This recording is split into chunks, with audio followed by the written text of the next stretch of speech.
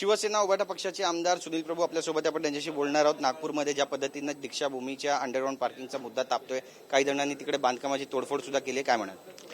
असं आहे की जे मी आज पाहिलं वृत्तवाहिनीवरती ते अत्यंत भयावह आणि दुर्दैवी आहे आणि खरोखरच जनभावना आणि जनप्रक्षोभ इतका भयंकर आहे हे बघितल्यानंतर लक्षात येतं आणि याची दखल सरकारने अगोदरच घ्यायला पाहिजे होती। लोक याला विरोध करत होती, लोक याच्या विरोधात होती, सतत सातत्याने ही पार्किंग नको अशा पद्धतीची विनंती करत होती, तरी देखील जाणीवपूर्वक अशा पद्धतीचं काम केल्यामुळे लोकांचा प्रक्षोभ झालाय आणि त्या प्रक्षोभाला आज सरकारला सामोरं जावं लागतं। हजारोच्या संख्येनं त्या ठिकाणी अनुयायी पोहोचलेले आहेत, विरोध करतायत, पोलिसांचा बंदोबस्त वाढवलाय, कायदा सुव्यवस्थेचा प्रश्न निर्माण होतो। असा हा श्रद्धेचा आणि भावनेचा प्रश्न आहे। त्यामुळे जे लोकांना अपेक्षित आहे तेच करणं आवश्यक आहे आणि त्यांच्या विरोधात जाऊन जेव्हा अशा पद्धतीची एखादी कृत्य करतो किंवा एखाद्या पद्धतीची वास्तू बांधतो त्यावेळेला असाच प्रक्षोभ होतो आणि याला जबाबदार सरकार आहे। नक्कीच त्या ठिकाणी जाळपोळ पण करण्यात आलेली आहे आणि काही संघटनांनी याचा विशेष करून विरोध केलाय।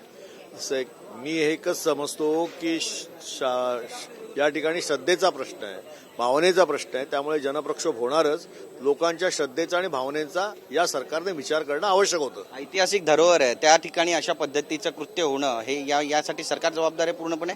असं आहे की त्याचा प्लॅन तयार केला गेला, तेव्हापासूनच याचा विरोध होता।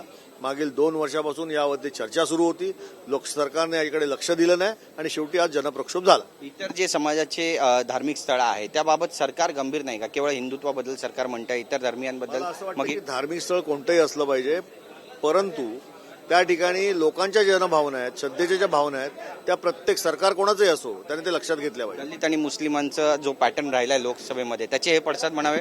जनप्रक्षोभ जो आहे तो धार्मिक भावनांबद्दल आहे, श्रद्धेचा प्रश्न आहे आणि त्यामुळे हा भडका झालेला आहे। धन्यवाद आमच्याशी बोलल्याबद्दल। कॅमेरा पर्सन अमित शिगवणचा, गिरीश गायकवाड, TV9 मराठी, मुंबई।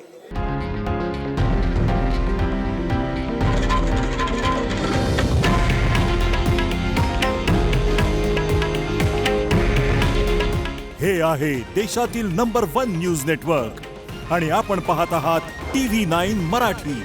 काळजी तुमची, हित महाराष्ट्राचं।